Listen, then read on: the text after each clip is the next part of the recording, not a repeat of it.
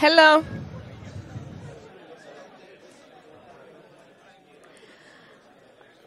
Honestly, this room has never been fuller, so you're all so very welcome, and thank you for coming over. So this is our new space, and our last event, for those of you who attended, was the first event we hosted here. So this is the second one, and the room is just so full. So my name is Sarah, for those of you who haven't met me, because I see a lot of new faces, and that's great. I also see a lot of familiar faces. So I work in HubSpot, and I'm a tech lead on the front-end team.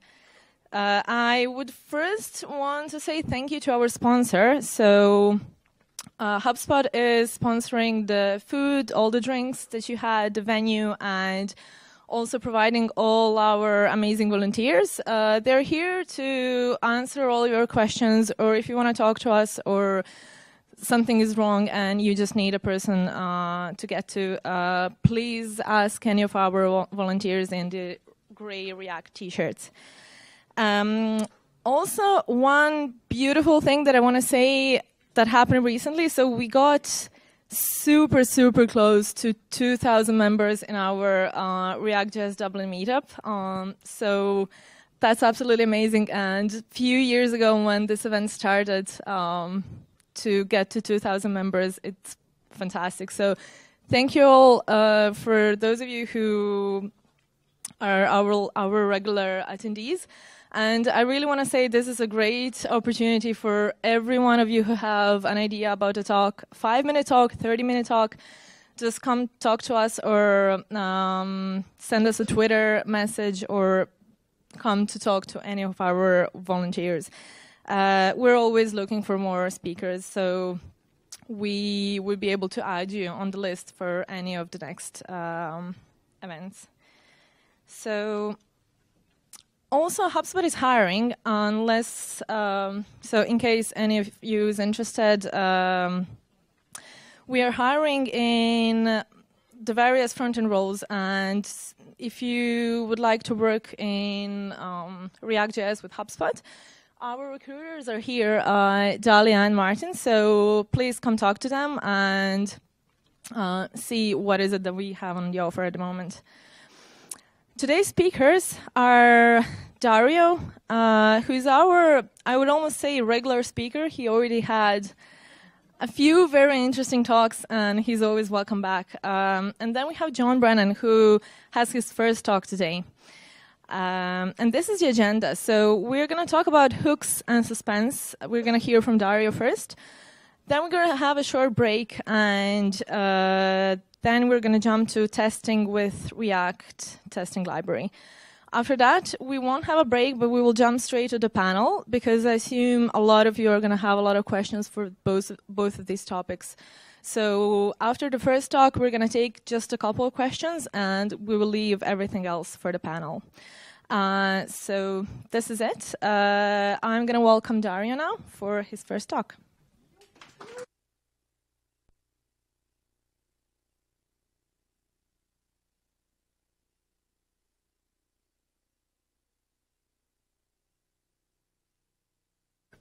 And if Mark could just take off the HubSpot screen for a tiny second.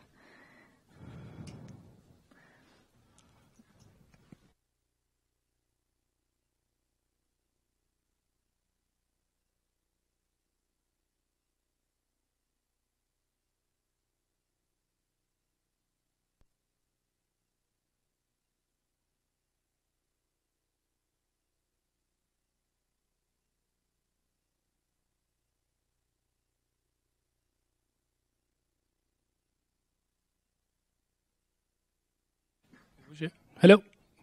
Hi, everyone. My name is Dario, and well, we said we were going to talk about hooks and suspense. It's just hooks. Suspense, we have to wait. And no, sorry. Yeah, that starts really well. Right. So the idea of today's talk is try to discover, in which ways some new features that we are seeing in React, in this case, we are going to be seeing hooks, can help us build apps in a better way. Right. So the first thing I should have said is that hooks are experimental. But it's nice because I don't have to. They will be released very soon. They just got merged into master. So essentially it means that like in, I don't know, hopefully a week or so, we'll see them on some official release. Thing is that if you want to try them now, they are on an alpha, so you can install them using the next tag, both on React and React DOM. Now, that's important, because if you don't, you might be seeing some of those errors, any of those two, actually, which they generally mean that you have a mismatch between React and React DOM, the versions that you're using. So if you see some of that, like, just make sure that you actually get the two of them installed, right? And today we're going to be using an app that a friend of mine, Amy, did, which is a Minesweeper. It's amazing. You complain that that URL is actually real. And yeah, we are going to be using that as a base, so we have something to talk as we go through the talk. And the first thing I would say is we'll start with this little component here. So we have the status, and it has a press state, right? And it's a great candidate because it's the simplest component that I found on the app, and it should help us work out how we go from a class to hooks, right? So for that, we'll start with a class component. And this is a fairly standard component that has some state. It has an express state in there that is starting at false, a couple of event handlers that will turn it to true or false. There should be a toggle, I know, but that's for the demonstration. And then we just pass those down to the component that renders in some UI. We don't need to worry what that is. And eventually it will just do what it has to do. So here is when we start talking about function components. And I want to make a little pause in there because the React team has been trying lately to rework the terms around function components and class components. So we may know them generally as stateful components for classes and maybe stateless for functions. But the truth is that as we introduce hooks, we will have a state in functions. So therefore, that doesn't hold anymore, right? So essentially, we need to start changing the way we refer to them and just call them class and function. They will do pretty much the same things, pretty much. Right, so how do we get these into hooks? Well, see that state over there? We can move that into a render function. And at that point, we would wrap it with a useState function that is calling that, right? Now, the parameter that useState takes is the initial state for whatever that thing is going to be, right? So it's the same as the constructor, you could say so. Now, on the left-hand side of that equation, we have state and set state, and that looks a bit weird because that looks like an array, right? So what is that thing? Well, if we that's actually just JavaScript. We have here the structuring statement, essentially, and what it means is that we can match variables to elements in an array. So in this case, if I were to have A, B, match against an array that has 3 elements, I'm going to get 1 and 2 attached to A and B, and I'm doing nothing with 3. You could do more stuff with it, but for what we're going to do in this talk, that's enough. And yeah, and then what that means as well is that we can call those variables whatever we want. So in this case, I'm calling them state and set state. So it goes back to the example that we had at the beginning. Now, how do we get that hook, in the first place? Well, we import it from React by, getting useState. That's one of the new APIs that you get, from installing that alpha version. And if you save it right now, you'll get that error. If you see that, it actually means that you're using hooks within a class component, and that's just not allowed. So the next step would be to convert these handlers that we had before. So because I had them pretty much looking like, they were variables in there, I could just move them into my render method, right? And then I just get rid of this at that point. So essentially, we are not calling anymore this.setState as we would have done on a class. We are just calling setState because it's a function that we have within scope at this point. And then the last step is to convert this into a function component by removing the whole class thing and just doing that. And we are done, right? So let's compare them. Now, when we see them on the left-hand side, we have the class component. On the right, we have the hooks version of it. And when we look at them right now, they look pretty much the same, right? There's not really much of a difference between one and the other. But when we start looking closer, what we have on the hooks version makes a little bit more sense. So essentially, the first thing that we have on the class, and this is something that maybe some of you came across a while back, is that on a class we have to bind our functions if we want to call setState, right? And there are many ways to do that. So that's the first problem, right? We need to think about all those ways and constantly be like, oh, how am I going to do it this way? And then someone comes and says, well, but that's not a standard. Right, which is what I'm actually doing on the left-hand side. That wasn't standard up until a long while ago. Not a long while ago. And then that brought all these sort of issues of am I just going to transpile everything? What should I do with it? And so on and so forth. So that's one of the issues that it introduces. Now the next one is that as our component starts to grow, this component doesn't have any lifecycle methods, but many of those would actually do, have some lifecycle methods, and they would be introducing distance then within the different parts of the logic that, in this case, is what makes is pressed, right? So essentially, we will have more of that, and we'll gain complexity with that. And then the last point, perhaps, is how do we get to reuse that logic itself? So in short, what are hooks? Well, hooks are pretty much what we had on classes available to function components. And there's an asterisk there because it's not entirely everything. There are certain things like should component update, for instance, that are not available on hooks, and there is a good reason for it. There's a last link at the bottom there that is like by Dan Abramov, a post that he made just like, I think, a few days ago. And he talks about why something that you think should be a hook isn't a hook, right? And he explains some of the reasoning that the React team is applying to implementing features like this. So in short, this is the motivation that they use to actually develop hooks. The first one, as I said before, classes are hard. Essentially, we have all those problems with these that we saw before, and a couple of things like that. Then as our components grow in complexity, they become harder to understand. Hooks help us group that logic, so that's like less complex in a way as well. It's not that your complexity will go away. If you have your essentially like if you have like a lot of code in there, it's not that all that code will go away. It just means that it will be probably better isolated, and it would be better suited to do what it has to do. And then we can do some reusing of that as well. So back to our hooks version of the component. Can we do better, right? Where can we take this from here? Well, the first thing that we may see in our hooks version is that right now, before we were using a state object, because that's the way the classes work, right? But if we think about is pressed, the only thing that we care about is the Boolean. We only care about the fact that it's pressed or it's not pressed. So we can do that. Essentially, we can get rid of the object and just put a Boolean in there. And that's the first difference with useState and setState as we know it today in classes. And it's that it can hold any kind of value.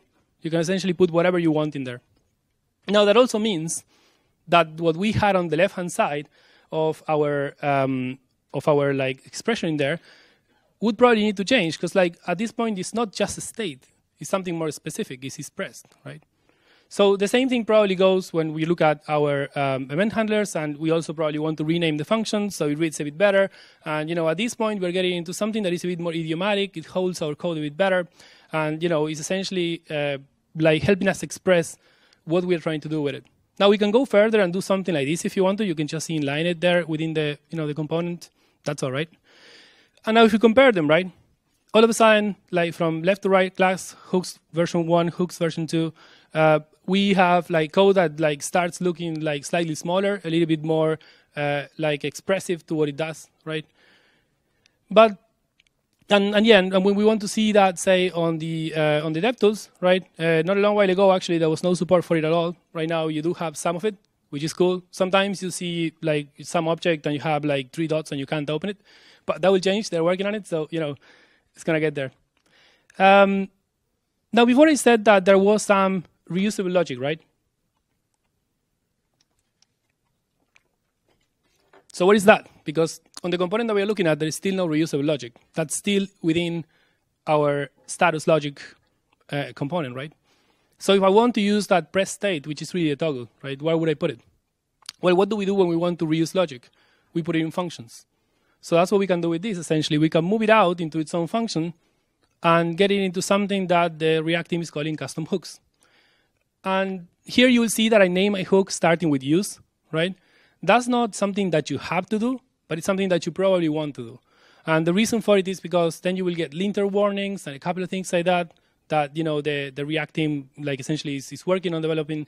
So you're going to get a better user experience like as a developer when you're working on it. Now, you'll notice that the code is literally the same thing, just like on a function itself. But what it means is that now we can be a bit more like expressive with what we return from it. So it's already encapsulated like that. And we can take it a bit further and treat it as a black box if we wanted to. And at that point, I'm just saying, okay, that's pressed, whatever it returns, and I just pass it down to my component, and we are done. Now, it's important here to notice that I have this use press hook, right? If I put that in 2 components, that doesn't mean that pressing one will actually affect the other one. that's not really what hooks are doing. This is not like, say, a Redux store that is sitting on the side and is having like essentially the same value being applied to the two components. What it means is that we are encapsulating how to work with that logic. That's what we are really doing there. So how do hooks work, right? Because there's a lot of questions around, and many people want to say that it was just magic.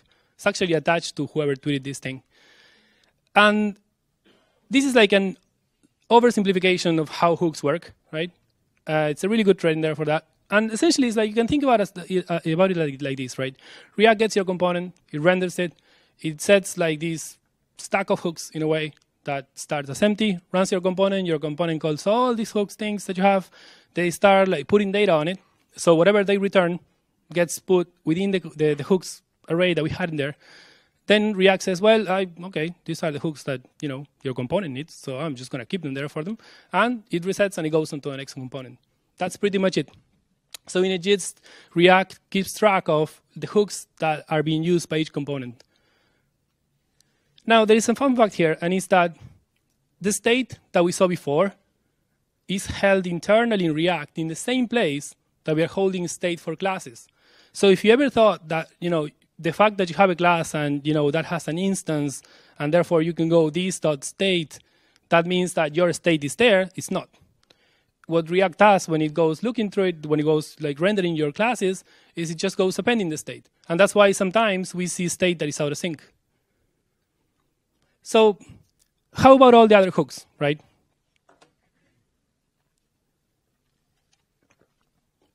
Because it's not all about your state, right? So let's see. For that, first, we probably want to go back to the app and try to understand a bit about the overall structure that it has.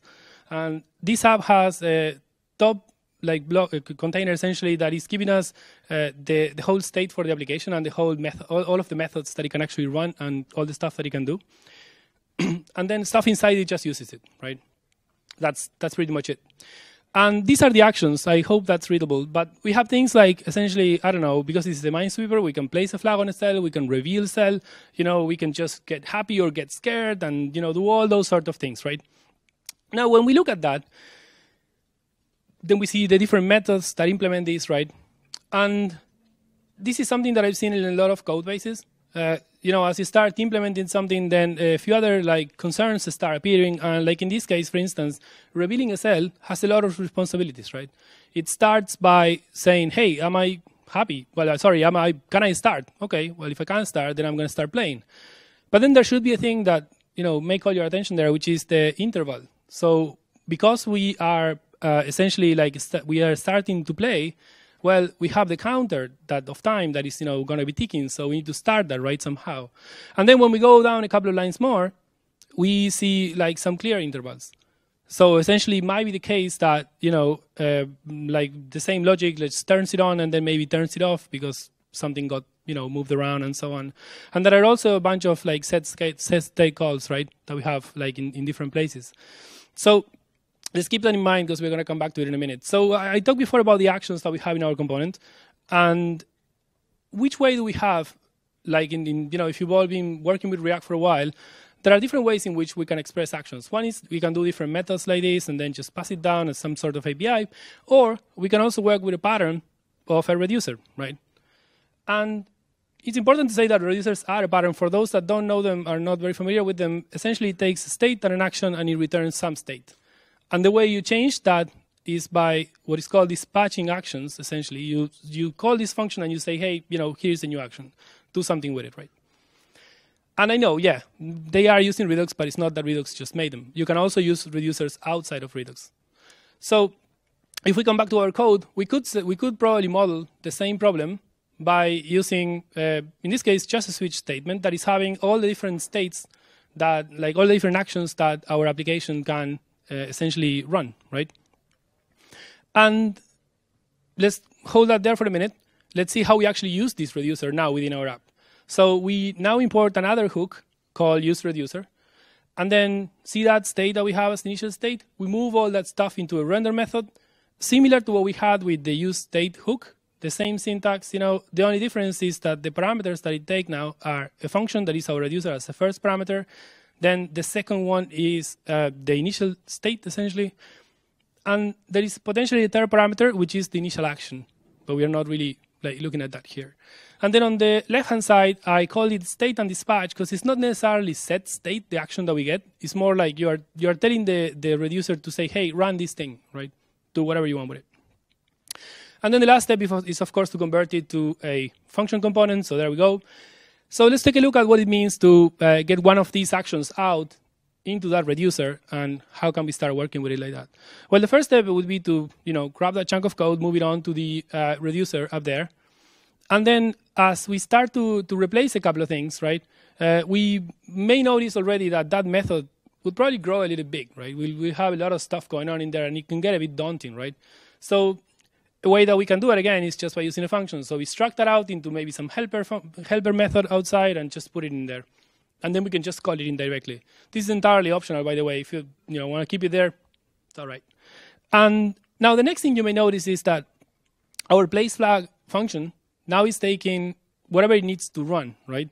Now, in this case, that's some parts of a state and some parts of the action. But if we take a closer look, maybe we can represent it like that, which essentially means that it's another reducer, right? So for those of you who are familiar with Redux, that's how you do reducer composition, essentially. And we can use the same pattern. Now then, back to our action and what we actually pass to our components so they can use it. We have the dispatch method, which is essentially in this case, the only thing that they require is that you have a type within your object, and that type would be whatever we call our action in that case. And then you can pass any payload you want, like X and Y in this case. And that's pretty much it. Now, before I go there, you can still do things like do checks on your functions. So in there we have like a check that says, well, if we lost or whatever, right, just don't do anything. We don't care about it. Now, I know what some of you are thinking. Can I replace Redux with this, right? And the answer to that is probably, maybe you can, but then should you, right? And you know what? The thing is, why would you want to replace Redux with it, right? Yeah, you'll go through the night with that, but so essentially, you may want to replace Redux with it, you may want to replace everything with everything else that you saw, at any other time. But in reality, just try to understand: is it breaking for you? Is there something that you are, that is not really working for you within whatever you are doing today that will require you to go and actually swap it out, right? So what I would suggest in that case is try out the pattern. The cool thing about it is that you can actually, get your reducers from Redux and your actions and use them with these because it's the same pattern. So you can try, migrating a bit and see where that takes you. And the other thing as well is that you can also use Redux through hooks. So it's not that because, hooks are there, everything else is gone. You can also expose things through it. And there are a couple of libraries there and some issues that people are looking at on React Redux, which is perhaps the widest use of those. But right, so now we get into some fun part with Reveal. So I said before that Reveal was doing a lot of stuff, and it can get a bit hard to follow at times, right? So let's see how can we actually break that down and what that means in bringing it into the pattern that we are using with the reducer and all that. So the first thing that we'll see probably is that we need to convert that into a dispatch call, right? Same as before. Then we provide a case on our reducer. Return the function, and there we go, right? Now, if you would probably see, you can see the different linter warnings there. So all those functions are not available to me anymore. So I can't set state. I can't, well, in the case of the interval, I could probably call it, but where would I put it, right? That function is going to go away. So essentially, in there, we, if we start looking at the different bits and pieces, we can probably just make a few simplifications to it, like assuming that we always start playing, for instance. And then, we could probably say that if we look at the mood, we can also make some simplifications around that and assume that we start, just being happy, because why not? And then, when we move towards, we just go setting the different values when they actually have to change. Now, what that means, for instance, as a change in here, is that we got rid of the last part of that, if statement. So the else part of it is gone, which was causing confusion because essentially it was somewhat competing with lines that we had before. Look at how we set the mood, right? It says something like, if it has a mind, then, well, I'm dead, otherwise I'm happy, right? But, that's more complexity, and that case is dealing with it, there. But now we don't need to deal with it anymore. So now, there are still a few to-dos here, because this method was handling all that stuff around, the interval and all that sort of stuff. So how do we deal with that? And React has another hook for that, no surprise, and it's called useEffect. And that has a bit of a weird name, like maybe you have heard about effects and so on. Essentially, they are things that your component does that are like a little bit outside the render cycle, you could say in a way. And you can think about use effect as you could use it for things that you would have used component did mount or component did update in the past, right? And here we have the logic that essentially says, okay, well, whenever this thing runs, check if you are in the status plane, and therefore just set the interval and do it like that.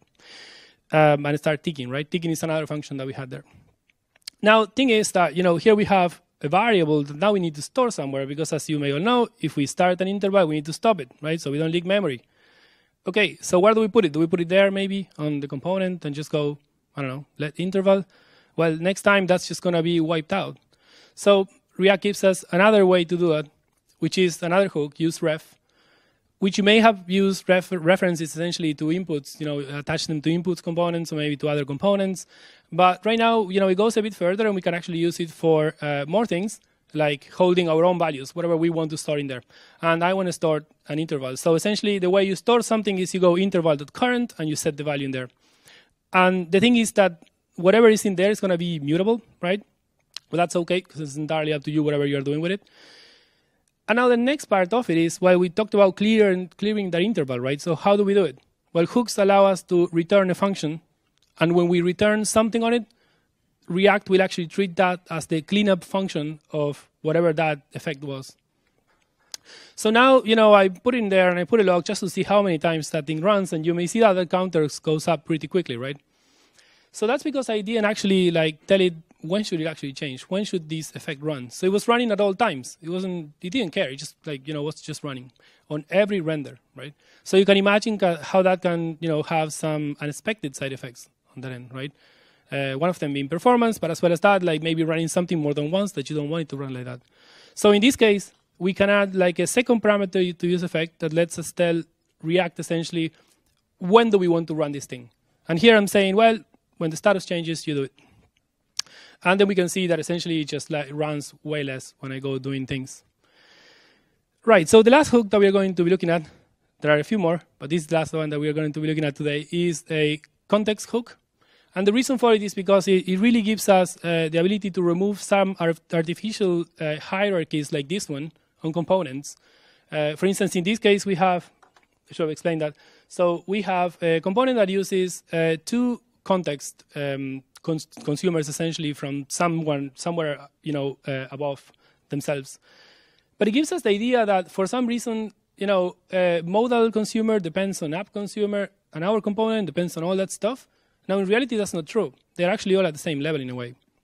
So use context helps us do that. So we can import it, and then we can import the context directly from the app. So it's not just the consumer or just the provider, the whole object.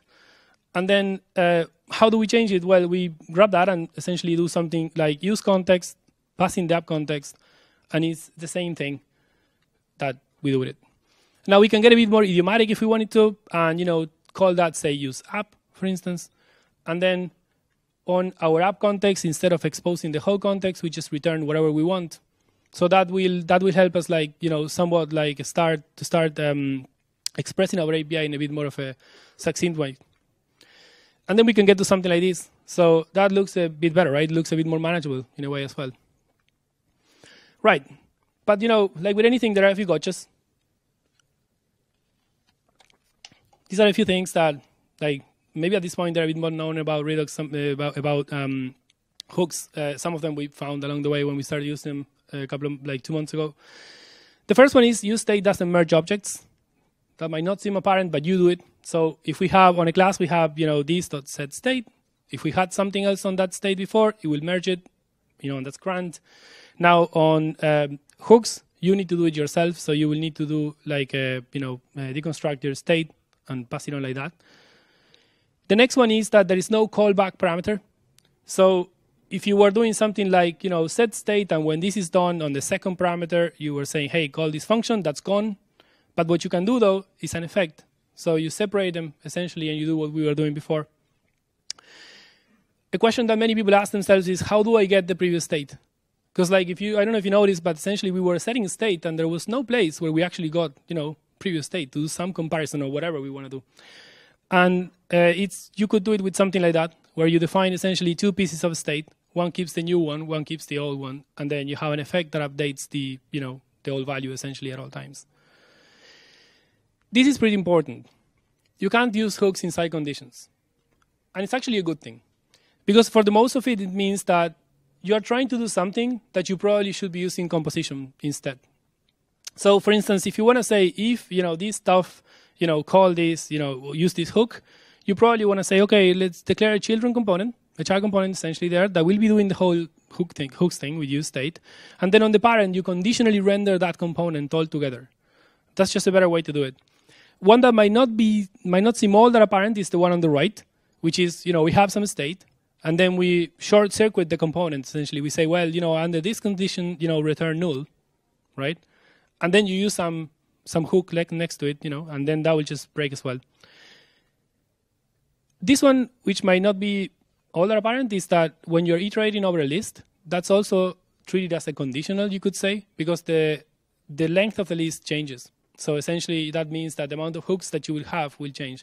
And as we saw before, when the hooks are actually a list. So that's why it depends on essentially on the order.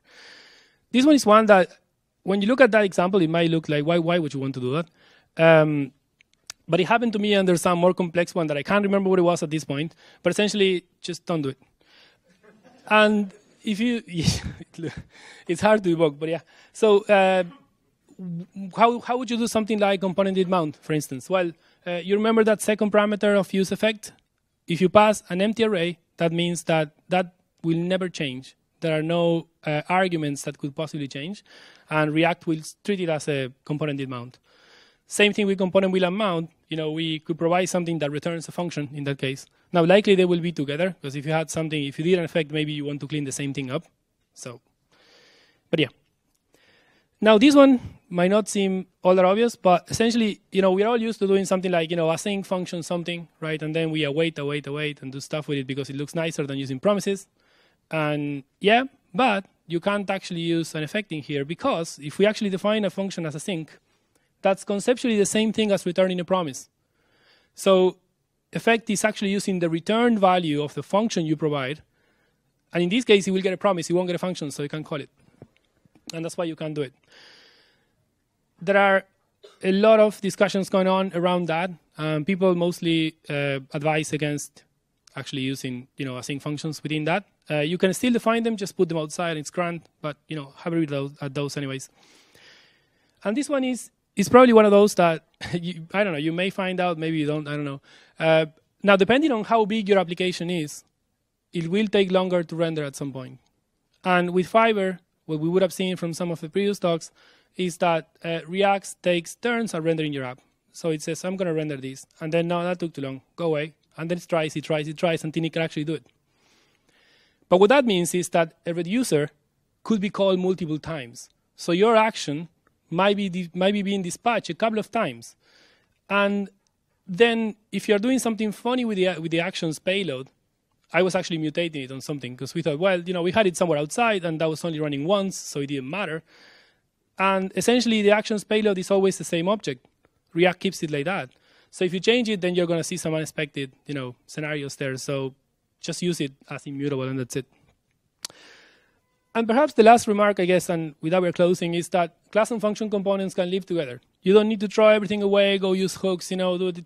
It's grand. As a matter of fact, when you see, this app and the PR that has all the different bits and pieces for it, it's actually using class and function components, and they live happily, next to each other. These are literally a bunch of links, but there are some good things in there. Like the code, actually, that we use through the whole talk is there as a PR, so hopefully you can see the different bits and pieces, in an easier way.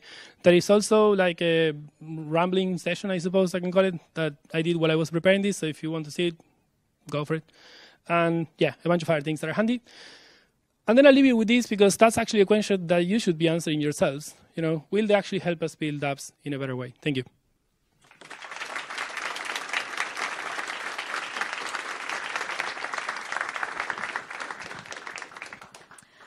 Don't go just yet.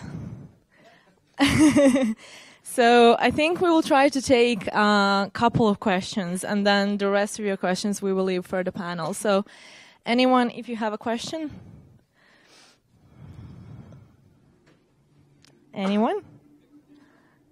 Right. Wait for the mic.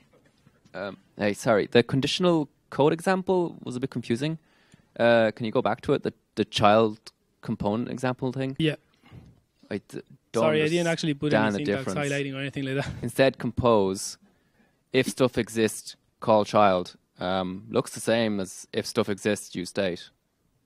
No, not really, because like they're actually separate components. So when you look at child, the only thing that it's doing is it's using state. So it's only running its hook in a linear way. If you think about it like that, there are no forks within that component.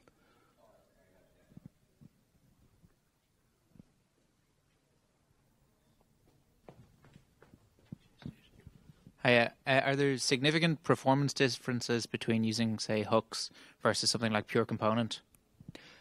So hooks don't optimize in that sense for things that are the same. You can use the React memo. It's kind of like a high order component type of thing that is exported from React to achieve the same that you would have with pure components in a way.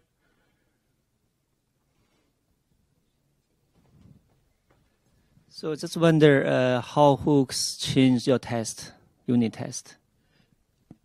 They didn't. No.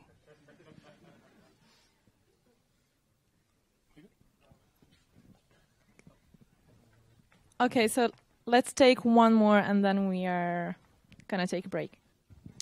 Hey, I was just wondering about use effect. I don't know if this is just my initial feeling, but I felt like it was used in a lot of places. Like it was just used all over the place instead of like what used to be, what we'd normally use, and it just seemed to do a lot of different jobs. But it was hard to like remember what it does. Like it's just sort of use effect. Just it wasn't very explicit of what exactly it is. And I was wondering what your feelings were like. Did you find when you were using that instead of what you'd normally have used, it was easy to grasp, or? Yeah. So what I would have used before was. Like component did mount or component did update. I actually find it takes a bit probably to get past the fact that it it's just another function. It is there. It's like how am I comparing things? That's probably the hardest part, I suppose. But once you move that logic, say at some point you probably want to move that logic into its own custom hook, anyways. Even just for the how clean the code gets after you do that, and you're encapsulating all that stuff. So. I don't know. To me, it just makes more sense to use effect. I didn't really find any other problems or anything that I was doing with, say, component did update or component inbound that I couldn't do with it. And it's just later on they just make sense. They just feel easier to use in a way as well. Awesome. Well, thank you very much. And let's take a 10-minute break. There are some donuts outside, and grab some more drinks and food, and then see you later. Welcome back. One quick note that I want to say. So we have a lot of HubSpot swag somewhere around this room and outside. So please take anything that you like, because I'm sure everyone needs a new water bottle. And we also are going to have our recruiter, Dalia, who you probably have met during the break. She will stay even after the talk. So if anyone hasn't had a chance to talk to her, you have another chance. And I will welcome John with React Testing Library now. Can you hear me here? Or is it have to use this? Oh, is my lapel working? Hello? I'll just go with this. So, hi guys. You can all hear me? Cool. How's everyone? Good. Good. So, my name is John Brennan, and I'm delighted to be here this evening to give you a talk on testing, with a particular focus on React Testing Library. So it's a library I started using a couple of months ago, had a great deal of success with it, so much that I want to talk about it. I'm going to be giving you a bit about my philosophy of testing and why I think the library is so cool, and hopefully inspire you to try out the library yourself. So, quick bit about me. As I said, my name's John. I'm working as a senior front-end engineer at a company called VSware. So, shout out to my colleagues. So, you mightn't have heard of the company. We do education software. It's revolutionized the Irish school system to help them do better with their systems and their day-to-day running. So, it's a really cool product to work for. I used to work for places like daft.ie and HubSpot, actually. So it's really cool to be back here and be able to give a talk. So a big shout out to the ReactJS crew and the HubSpot crew for having me back. And I like React. So what are we talking about? So I want to go over kind of two main parts in this talk. I want to talk about first my philosophy behind why I think testing is really important. And then the main meat of the talk is going through some strategies of actually how to test using React Testing Library. So there's going to be a good bit of code. Hopefully it's legible and it's not going to be too over anyone's heads. It usually is for me. So yeah, we're going to jump straight into it. So why do you actually test? What's the point? So the way I like to think of it is when I try to convince my team, and anyone in my colleagues will know how much I harp on about it, that it comes down to this idea of complexity. And I think complexity is really annoying to deal with. So this is the idea. We work in these really interesting problems and these really interesting domains as software engineers. So for me, I get to help work with teachers and principals and make their lives easier, and that's really, really cool. But there's a lot to it, and there's a lot I don't understand. And it can be quite overwhelming having to deal with all these issues and new requirements and bugs and all this type of crack. And I'm like, very overwhelming. So, and it's something I really struggled with as a junior engineer, and I keep going on as senior. It's a hard thing to overcome, I think. But it wasn't until I started taking my testing practices a lot more serious and trying to apply them to front end that I was able to be a bit more rational about my testing, about my work in general, and actually be a useful asset to my team. So I think it's really, really important. And yeah, I think testing can help an awful lot. And as I said, it's something I credit an awful lot to being able to be a good team member. So it's like the difference of you're delivering a new piece of software. It's the difference of having, like, say, a full green suite of tests or having nothing. Like, the last thing you want to avoid is like that 3 a.m. call from your manager being like, it's broken, fix it. And no thanks. I've been there too many times. So, as well as that, to have that confidence, it means you have more momentum to become a faster engineer. Being able to see that full green suite of tests and using that to understand that your feature is not broken, so you have more momentum to keep going, write faster, have features shipped out quicker. And as well as that, the last point I think is important.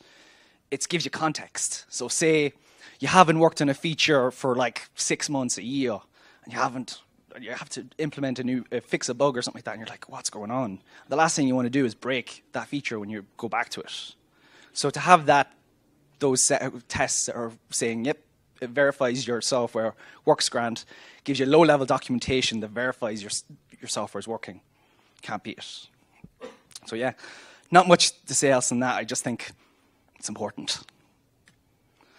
So the main meat, how do I actually test?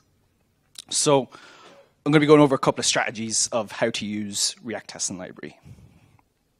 But before that, you might be wondering, what do I test? So you understand, okay, fair enough, it's important to test, but what do I actually test? And the way I like to think of it is, think of your app and think of the most critical things to make your software work. Because you have to think of it from a business perspective. We're there as software engineers to provide value to our customers. Those customers need certain things to work in order to get their job done. So it's important to know that these critical things that they need to do their job works. And that's where I think the best bang for your buck is by testing those sort of critical processes in your UI. Okay, so we know what to test. And this is where the library comes in. So just a curiosity, has anyone actually heard of or used this library? Show of hands. Cool. Oh, okay, a lot more than expected. If they haven't used that library, have they used like Enzyme? Okay, so a few hands. Okay, cool. That's good to know. Just curious. So if you haven't heard of this library, developed by a guy called Kenzie Dodds, really prolific React developer in the general community. Really, really fantastic, and he has a lot of good work, and I really recommend checking him out. And yeah, there's a link to the documentation if you want to have a look at the library, see what's going on. Really interesting to read, I think. So I'll put her on. So, first thing I want to talk about is the idea of making tests resilient to change. So what do I mean by this? So this is the idea that when you're refactoring a component in React and you're wondering, and you have tests and your tests are breaking, that's the one thing I want to avoid. Because my implementation details are changing, but the API of the component, say, isn't changing, that shouldn't break my tests. And I think React Testing Library really gives you some useful tools to make that possible. So I am going to show an example component. So this is an input component, fairly standard, not much to it, has some fancy styles that I've applied, an optional label, etc. Not much to it. And you might be wondering, okay, why would you test something so simple? That's like a really basic component. And maybe in most cases, fair enough, don't bother, it's really small, don't need to do it. But let's say the case you had that in a shared component library, and it's used all across your team, all across your product, in multiple forms, in multiple flows that your user are using. So maybe it mightn't be as arbitrary, but let's say if that broke, it could break several places across your app. And that's the last thing you want to avoid. That's the one thing you want to avoid. So yeah, in that case, I'd be like, test and make sure the behavior works. So what I want to get at here is, so I understand that I want to test it, but what's the best way to get it off the page and actually do some manipulations of data and assert that it actually works? So your first gut instinct, at least for me anyway, would be to grab the class selector. And I don't think this is a good idea because it's to do with my styling. That's an implementation detail of my CSS. I shouldn't have to concern my tests about CSS. So I would really recommend against that. You might get it just by the plain input HTML and might work, but let's say you had multiple inputs on a form, then there'd be a lot of dancing, jumping around, trying to get the individual inputs of your components. So I'd recommend against that as well. What I do think is a good idea is making the relationship between your test and your component explicit with the likes of a test ID that you can put as an attribute in your React component. And I'll be able to show an example of that. You could also use an ARIA label that's used to promote accessibility, to give an indication of what your component's doing. Or the last one there you see, regex, and it's actually kind of a lot of the inspiration behind this talk, and it's one of my favorite features about React Testing Library, is the ability to grab an input by the label of the component. So to me, understanding what I'm testing is by the label reads to me like a lot like reading a component as a user. I'll try and illustrate that with some code now and upcoming, hopefully make that easier to understand. So we are in an age where this is a live code editor, but I'm not going to use it. On slides, yeah, I'm going to go to here. And I'm going to talk a bit about React Testing Library in action. So we had our input component that I showed earlier. And the magic happens when I render the component from the React Testing Library API. So what happens is I just place it, just kind of like you're using React DOM, same idea, renders the component. It returns the element rendered onto JS DOM in the case of Jests, and it returned the element and a suite of utility functions that you can use. So in this case, I want to grab the element by the placeholder, and it returns a utility function that I can do that. So I just say, oh yeah, want the input of name. And then I'm just firing an event. That's another API that React Testing Library provides to send some input and actually assert, oh yeah, the input actually can take a value and assert that. It has a few other examples. So like I was saying earlier about the test ID, I'm making that relationship explicit, saying this is a username input. So I'm taking that utility function that's returned to me, and I'm getting the input, doing the same job as I was in the last test. So then I wanted to show live coding, so this could go anyway. So I have one that I'm trying with a label. So I'm skipping that currently, so I'm going to remove that. So you see that test actually failed, and it's like, what's going on? This kind of looks like the same as the other ones. But you'll see here that I've rendered the input and the label, and I can actually see it all printed out here really nicely. And they're all there printed, has my input, has this, but why aren't they working? And it says here, I found the label surname, but it can't associate the input that it's with. So I know there's a bug here, and I know about my API that I have for my component. If I pass in this, oh God.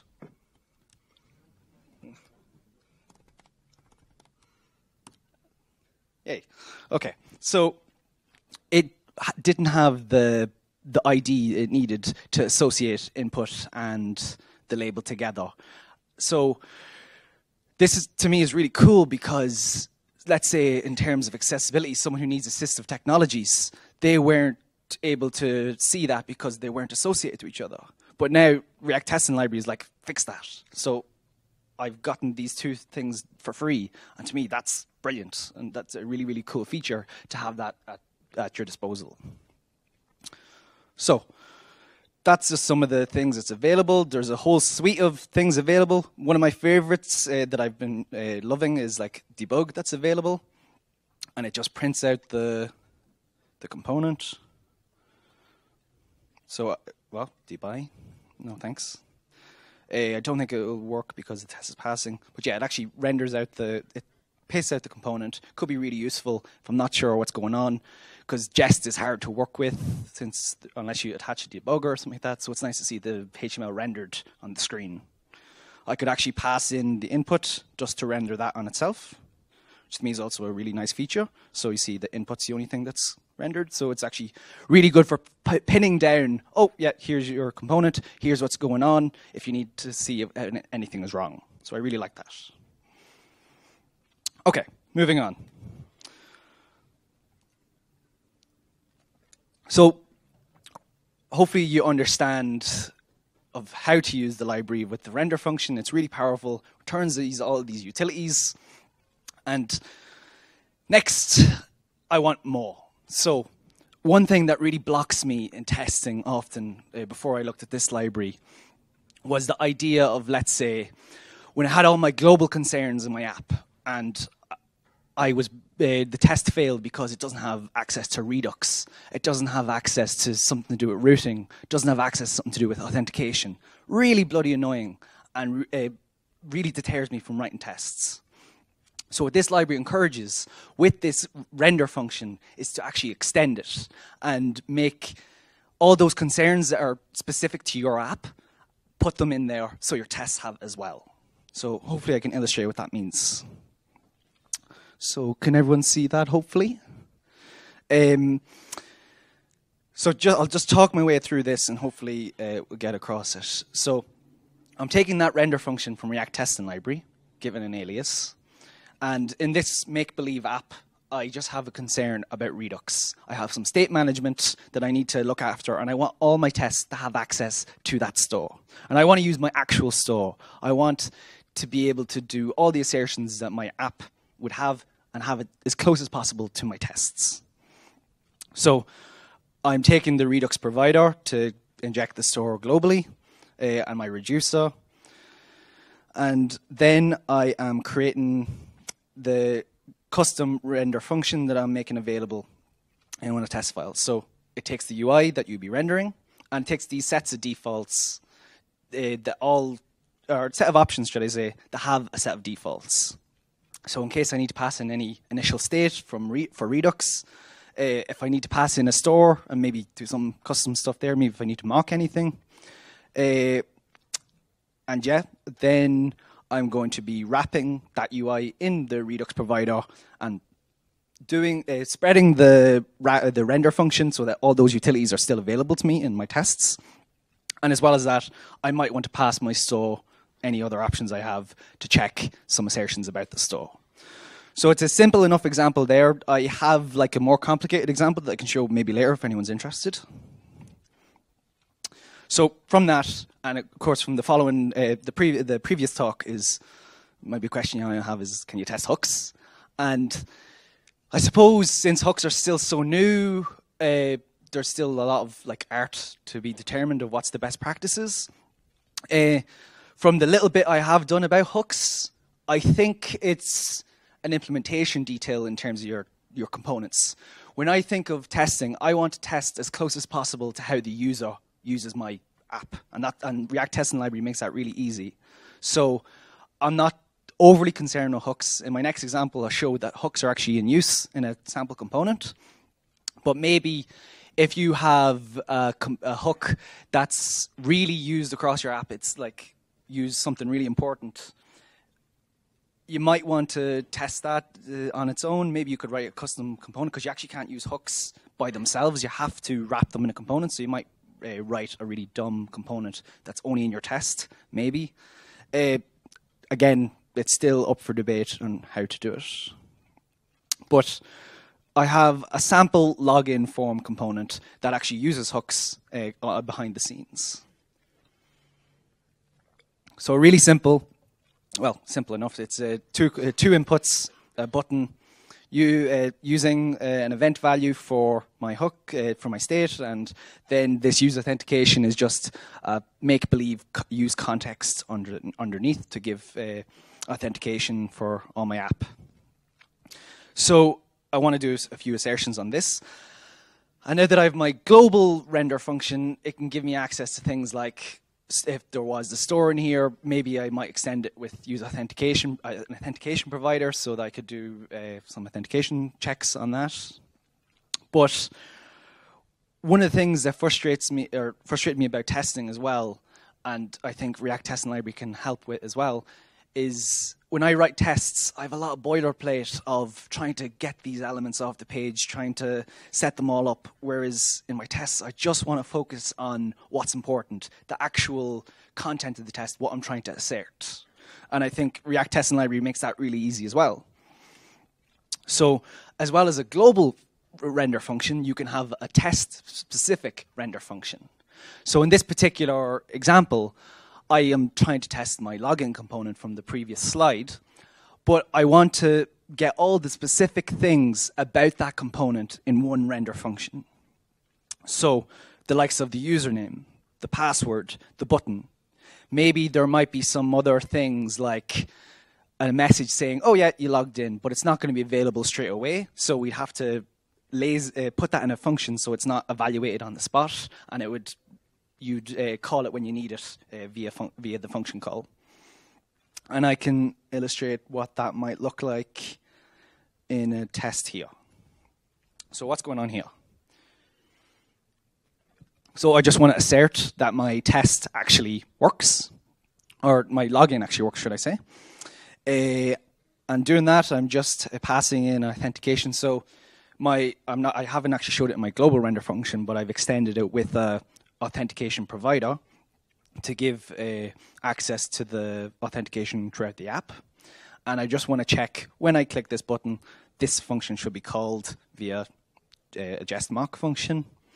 I'm sending some events, so type in my name, input John, my super secret password, have access to all my accounts now if you like, and then click the login button. And once that's done, the function should be called. So there's no cruft of getting the test IDs in the middle of this test. It's just focusing on, here's my login function, my login component, test that I can log in. A really important thing to many apps, and you want to be able to read these. And I think, to me, this is readable, maybe not to other people, but it's really changed my testing game, and I've been really thankful for it. So, not necessarily related to React Testing Library, but I think this is really cool and I want to show it off. So this is the idea of having accessibility checks in your app, in your tests as well. So this particular library is another one called JestAx. So what it does, it provides this accessibility engine checker. It's kind of like linting for accessibility. And it will take your container that's rendered from your component, and you can put it through this function, and it will tell you if you have any violations to accessibility. So this is like the idea of, say, you have no alt tag in your image, or that same kind of idea with the label and the input. They're not associated with each other, which I think is fantastic to have, because I don't know about you, but trying to consider accessibility is a really difficult thing. But to have this in your tests, it's not going to fix. It's not going to fix everything, because of course accessibility, you need to do manual testing. You need to get users to use assistive technologies to make it really get an understanding of it. But it's nice to bring that to the forefront and break a test if someone does something wrong that can be automatically checked. And I really, really like that. You might be wondering, like, how can Jest have that weird assertion? So that's happening from here, the JestAx extend expect, which gives you custom assertions, and it'll print out really nice messages if there's any violations. So I think that's really nice. That's pretty much it. Not much I can teach in 20 minutes. So my call to action would be to check out the library. It's really interesting APIs. And then the next one I would say is the course that came out with this library called testingjavascript.com. It's by Ken C. Dodds. Really, really fantastic course. It's really been prolific for me in terms of understanding testing and how to think more in terms of testing for my products. So if there's anything, get your managers to buy it for you, because it's invaluable. And I'd like to thank you. It's been great, and that's me.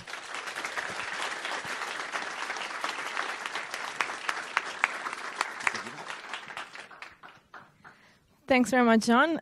This is amazing. So we're going to go straight to the panel for all of your questions for both of the guys once again.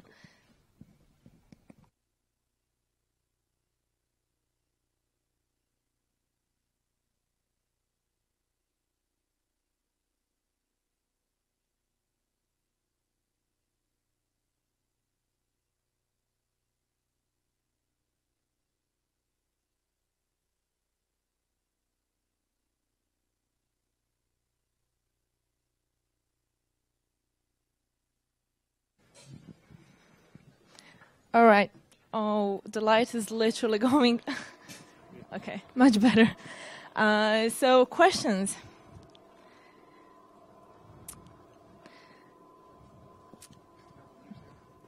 Oh, there's one here. Thank you.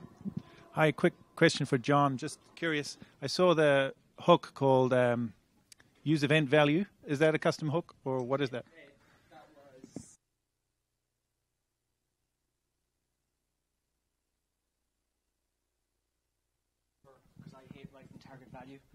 Sorry, I hate writing target value, so this was just a simple thing to be like, on change on any event, grab the value and set it to state and return it to me. Just an arbitrary thing, not much to it, but really handy, I thought, and showed off the fancy stuff. There was one over here. So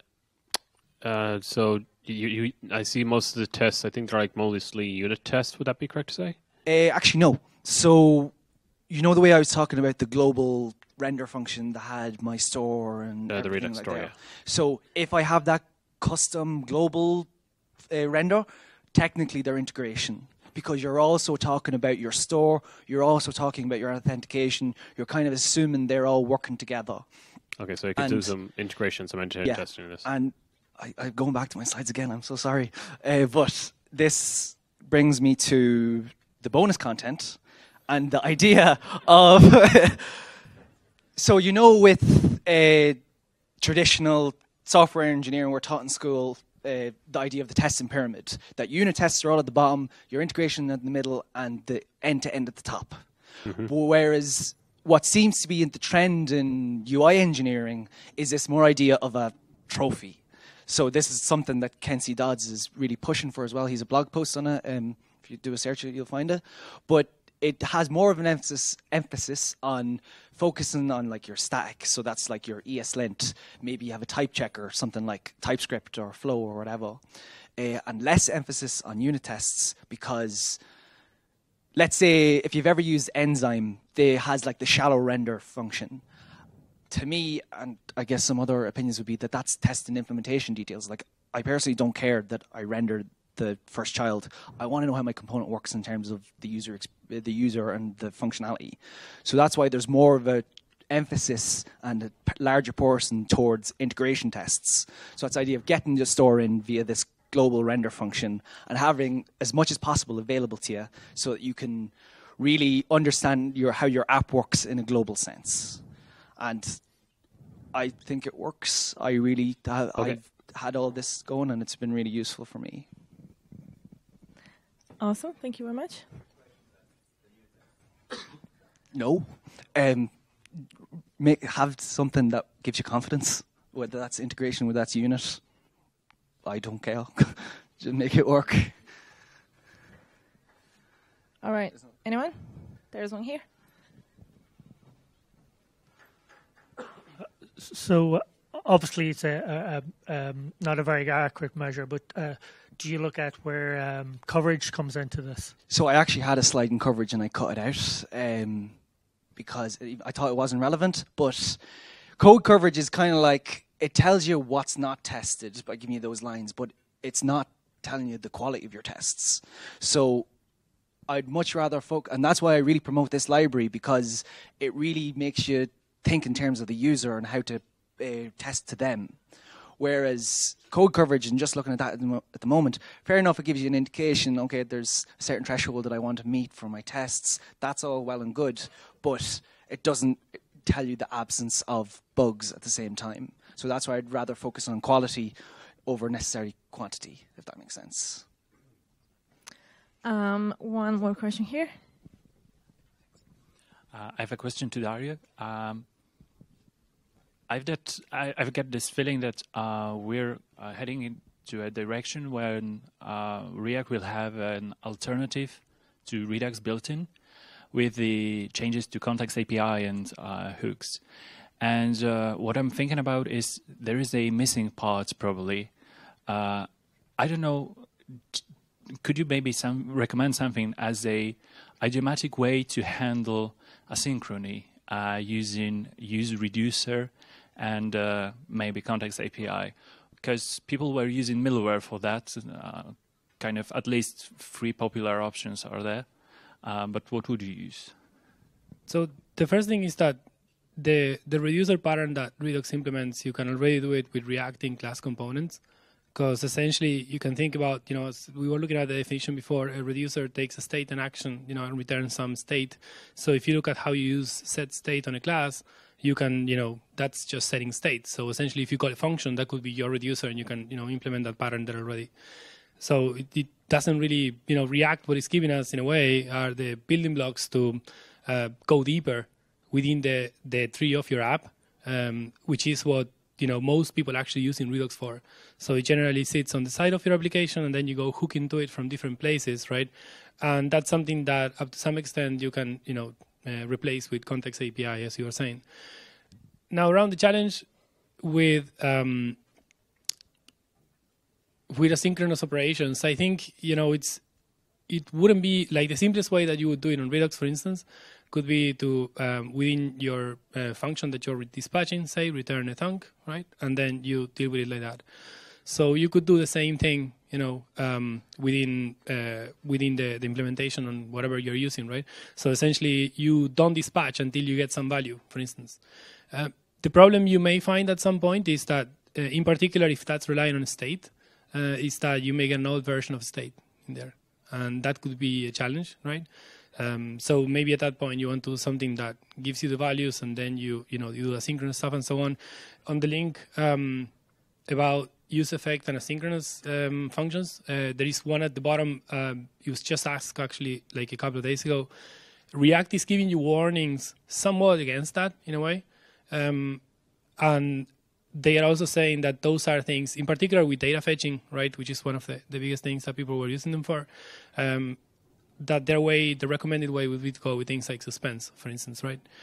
But with every other action that needs some asynchronous stuff, I would just say, resolve that promise or the callback or whatever, and just dispatch at that point, and that should be fine.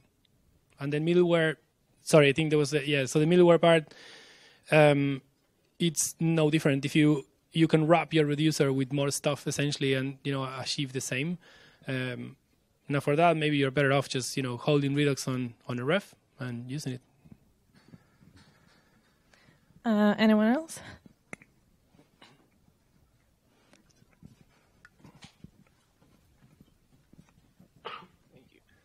Does the React testing library play well with like continuous integration? Does it have the same kind of reports as Jest and Enzyme? So it's not like a replacement for Jest. It runs on top of Jest. So one thing I should have clarified, Jest is still your test runner, or maybe Mocha or whatever your solution is. Jest works best, rhymes, because you can have those custom expect whatever, but yet no different to using Jest. I suppose I didn't mention it in the talk, but one library to look up for making Jest and React Testing library work really well is called Jest-DOM, which puts all of these custom assertions to validate whether a certain element is in the DOM, all these really useful things that make the library even more cohesive with Jest. And I've worked on it in production with my project and work, and it's been fantastic to work. I really, really recommend trying it out. Next one.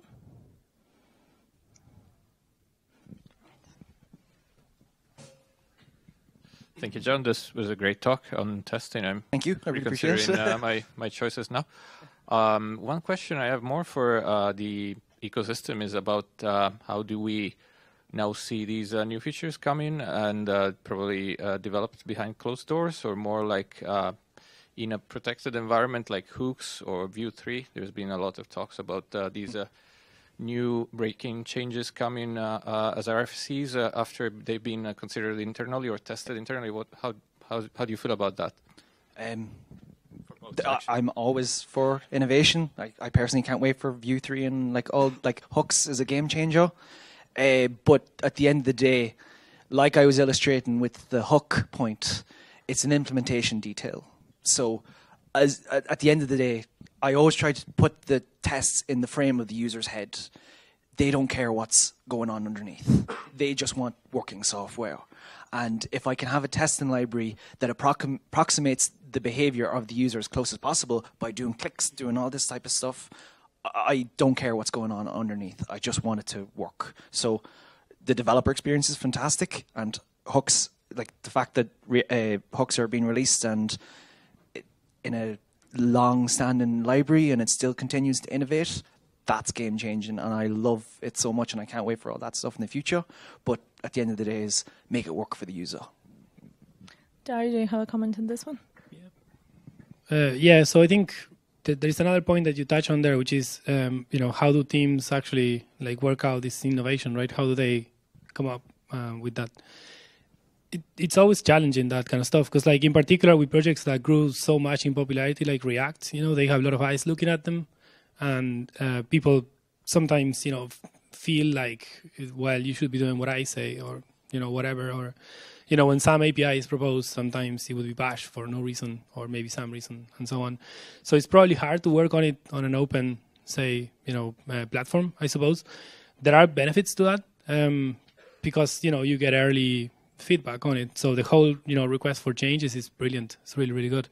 And the but the whole process, the way they did it, for instance, that they were using that internally in Facebook, in Hooks in particular, and they went on and said, well, we have this somewhat thought through. Let's finish it off.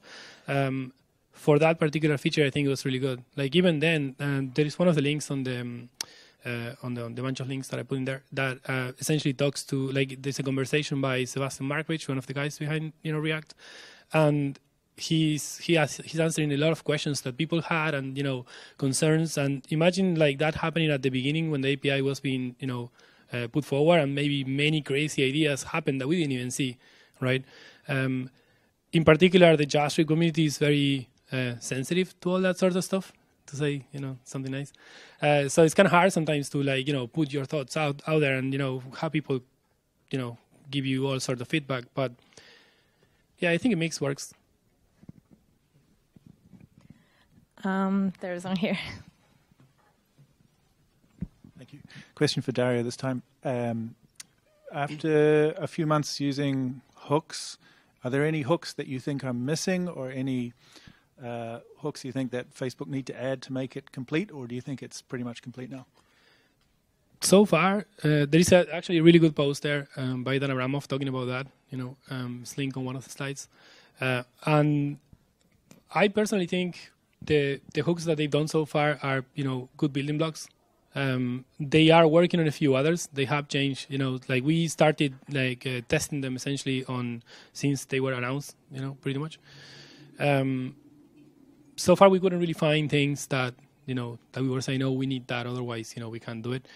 Things like that someone mentioned before, like pure component, for instance, you can do with React Memo or things like that. And so I guess on some of those, like many people are proposing like all sorts of different things. That one actually was proposed as a hook, and the reasons behind why it isn't, are there.